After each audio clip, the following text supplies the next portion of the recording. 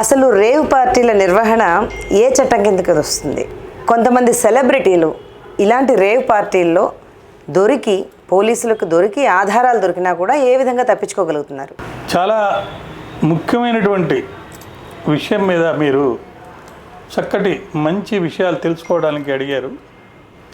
ముఖ్యంగా ఈ rave party గురించి ఈ మధ్య ఎందుకు వచ్చిందంటే, ఈ యాంటీ నార్కోటిక్స్ వింగ్ అది దాని తాలూకు officials central crime branch Bengaluru ward ఈ మధ్య ఒక ఫామ్ హౌస్ని జిఆర్ ఫామ్ హౌస్ అనే దాన్ని రైడ్ చేస్తే ఎలక్ట్రానిక్ సిటీలో ఒక పార్టీ జరుగుతుంటే ఆదివారం రాత్రిపూట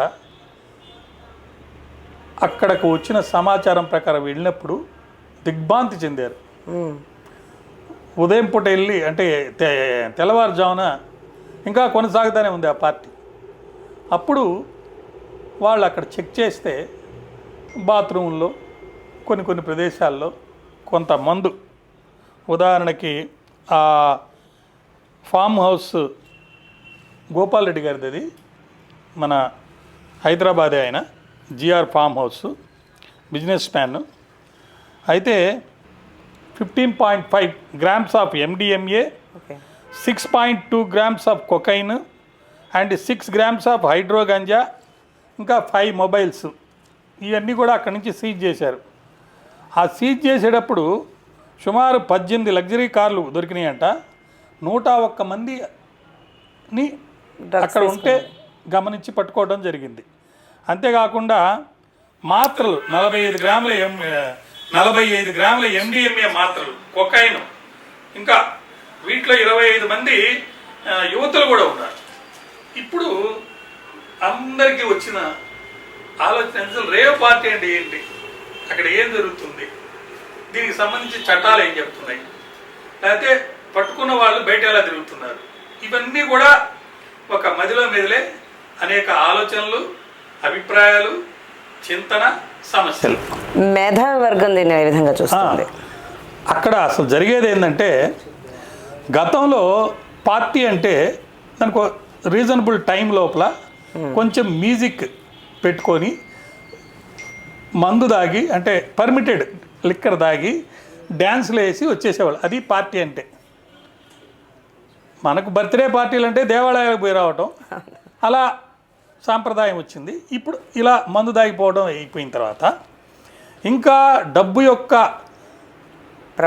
ప్రభావం వల్ల, అధికారం మత్తు వల్ల, ఈ మత్తు పానీయాలు అందించే మత్తు వల్ల ఇంకేదన్నా చేయాలి, చిల్ అవుట్ అవ్వాలి, ఇంకేదన్నా చేసి సేద చెందాలి అనే ఆలోచనతో వాళ్ళు ఆలోచించినప్పుడు, ఇక్కడ కూడా 25 మంది అమ్మాయిలు ఉన్నారని చెప్పారు కదా, కొంత డబ్బు ఖర్చు పెట్టి కొంతమంది సెలబ్రిటీలను అక్కడికి ఇన్వైట్ చేస్తారు. అక్కడ ఎటువంటి రూల్స్ లేకుండా ఒక మేనియాలో ఎవరికి ఏది ఆలోచన వస్తే, అంటే మన ఆనందం పొందేదానికి వచ్చే ఆలోచనల్ని తీర్చుకోలేనప్పుడు బయట ఇక్కడ తీర్చుకునే అవకాశాన్ని ఏర్పాటు చేస్తారు. అక్కడ ఎవరు దేనికి నో అనకూడదు. అటు సెక్స్కి సంబంధించిన విషయం కానీ, మత్తు పానీయాలు సంబంధించే విషయం కానీ, లేకపోతే ఈ కొకైన్ లాంటి ఉత్ప్రేరకాల ద్వారా ఒక అనుభవానికి వెళ్ళే ఇది కానీ, ఇవన్నీ అక్కడ పర్మిటెడ్. అది ఇక్కడ జరిగింది ఏంటంటే, చాలా హ్యూజ్ సౌండ్స్ తోటి అక్కడ వస్తుంటే చుట్టుపక్కల వాళ్ళు కంప్లైంట్ ఇస్తే వెళ్ళి పట్టుకోవడం జరిగిందని చెప్పి వచ్చింది. వాళ్ళ మీద కేసు పెట్టారు, వాళ్ళని అరెస్ట్ చేయటం, కొంతమందిని 5 మందిని, అంటే డ్రగ్ ప్లాడర్స్ని, ఆ ఫామ్ హౌస్ ఎవరైతే ఓన్ చేస్తారో వాళ్ళని, తర్వాత కండక్ట్ చేసిన వాళ్ళని, తర్వాత ఎవరితో వాసు అని అతను బర్త్డే పార్టీ చేసిన అతన్ని, వీళ్ళందరినీ కూడా ఒక 5 మందిని అరెస్ట్ చేశారు. అయితే మిగతా వాళ్ళకి ఏం చేశారంటే, సెలబ్రిటీస్ ఏ విధంగా తప్పించుకుంటున్నారు, అదే మిగతా వాళ్ళని ఏం చేశారంటే, వీళ్ళందరూ అక్కడ పార్టిసిపెంట్స్గా ఉన్నారు. అయితే ఈ పార్టిసిపెంట్స్ నిజంగా మత్తు పానీయాలు సేవించారా లేదా, వాళ్ళకి నాలెడ్జ్ ఉందా లేదా తెలియదు కాబట్టి ముందుగా టెస్ట్ చేద్దామని చెప్పి టెస్ట్ అనేది జరిపించి మీరు తర్వాత రండి అని పంపించారు. వీళ్ళు వచ్చేసిన తర్వాత టెస్ట్ చేస్తే అందరికీ సుమారు 101 మందికి కూడా పాజిటివ్ వచ్చింది ఈ డ్రగ్స్. తర్వాత వాళ్ళకి నోటీసులు ఇవ్వటం, ఆ నోటీస్ ఇస్తే రాలేదు. వాళ్ళల్లో ఒక సినీ నటి ఆమె నాకు ఆరోగ్యం బాగాలేదు చెప్పి నేను రాలేదని చెప్పడం జరిగింది. ఆమెకి మళ్ళీ నోటీస్ ఇచ్చారు.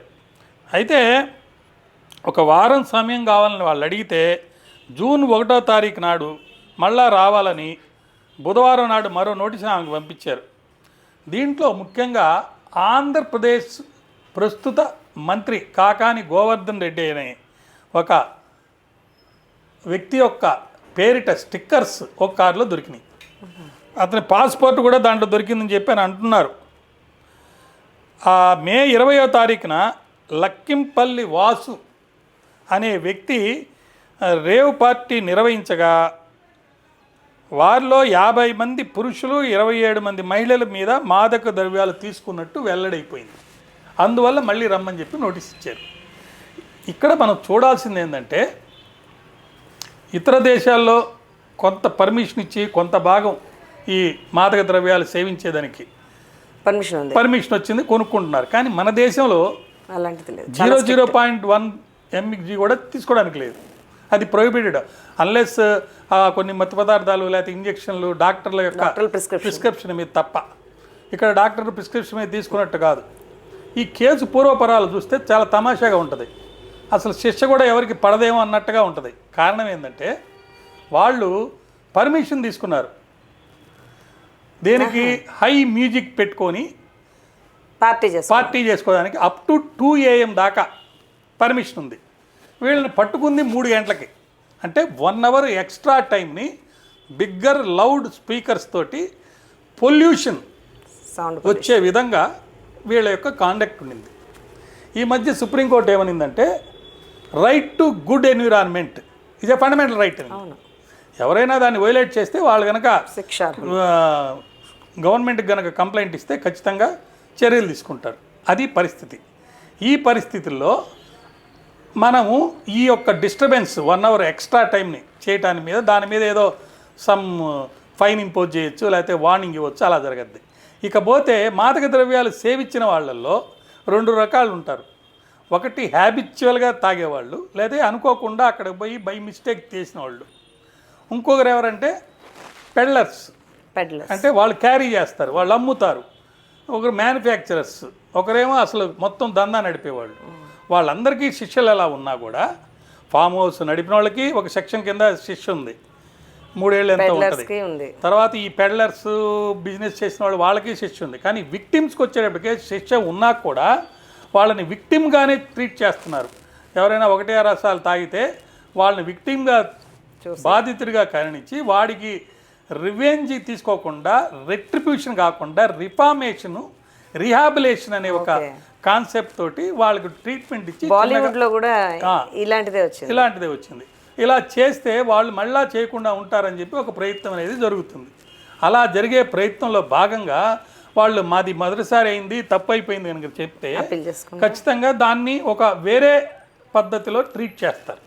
అందువల్ల ఆ సెలబ్రిటీస్ కానీ తప్పించుకునే ఛాన్స్ బయటకు వచ్చి తిరిగే అవకాశం ఎక్కువ ఉంది. బాగుంది. అయితే కర్ణాటకలో ముఖ్యంగా ఈ కన్నడ సినీ ఇండస్ట్రీలో ఇలాంటివి తరచుగా జరుగుతున్న నేపథ్యం అదొకటి ఉంది. బాలీవుడ్కి దీనికి కనెక్షన్ ఉందని ఎక్కడన్నా డ్రగ్స్ కేసులో ఎక్కువగా కన్నడ నటీమణులే దొరికారు. వాళ్ళల్లో కొంతమంది బాలీవుడ్తో కనెక్షన్స్ ఉన్నాయి. తర్వాత ఈ సినిమాల వేషాలు ఇస్తారన్నప్పుడు సినిమాల్లో ఇండ్యూస్ చేసేటప్పుడు వాళ్ళు చెప్పినట్టు డ్యాన్స్లు వేయటం లేకపోతే పార్టీలకు అటెండ్ అవ్వటం అనేది సర్వసాధారణం అయిపోయింది. అయితే ఆ పార్టీల్లో ఈ మత్తు మందులు సేవిస్తున్నారా లేదనేది దాంట్లో దిగి పట్టుకుంటే తప్ప తెలియదు. సో వీటికి ఏమన్నా చట్టపరంగా అంటే నివారణ ఉందా? నివారణ అంటే ఇప్పుడు కార్పొరేట్ కల్చర్ అనేది వచ్చేసిన తర్వాత సంస్కృతి సాంప్రదాయాలు ఈ ఉపనిషత్తులు ఇవన్నీ ఏం చెప్తున్నాయి అన్నీ పక్కన పెట్టేస్తే ముఖ్యంగా మనిషి తెలుసుకోవాల్సింది ఆనందం అనేది దీని ద్వారా వస్తుంది అని అంటే అది పొరపాటు. మీకు అంత మత్తెక్కి అంత బాగా ఉండాలంటే ధ్యానం చేసుకోండి, యోగా చేయండి, సేవ చేయండి. ఇతరులకు సేవ చేస్తే వచ్చే ఆనందం కంటే అది శాశ్వతానందం, ఇది కాదు ఆనందం. ఈ విధంగా మీరు మారవచ్చు, ప్రివెంట్ చేయొచ్చు. దీంతోపాటు చట్టాల్లో అనేక మార్పులు రావాలి. ఈ కేవలం పర్మిషన్ ఇచ్చేటప్పుడు ఈ గత చరిత్రలు చూడాలి.